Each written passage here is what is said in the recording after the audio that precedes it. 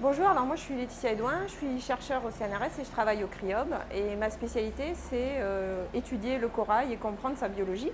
Donc là vous avez différentes colonies de Pocillopora verrucosa et donc vous pouvez voir que les coraux ils ont différentes couleurs et ça c'est vraiment caractéristique de leur état de santé.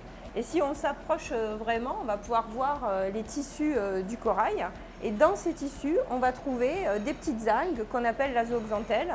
Et ces algues, en fait, elles vivent à l'intérieur des tissus et elles apportent toute l'énergie dont le corail il a besoin. Donc, ce qu'il faut bien savoir, c'est que le corail ne va pas vraiment manger. En fait, c'est ces algues qui, au travers de la photosynthèse, vont lui apporter toute l'énergie dont il a besoin. Et donc là, vous voyez bien que ce corail, il est beaucoup plus coloré que celui-là. Et donc, quand le corail commence à perdre sa couleur, on parle de blanchissement corallien.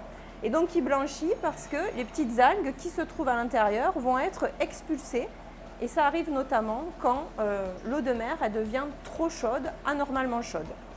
Et donc pour évaluer un petit peu son état de santé, il y a des cartes comme ça de couleurs qui ont été faites.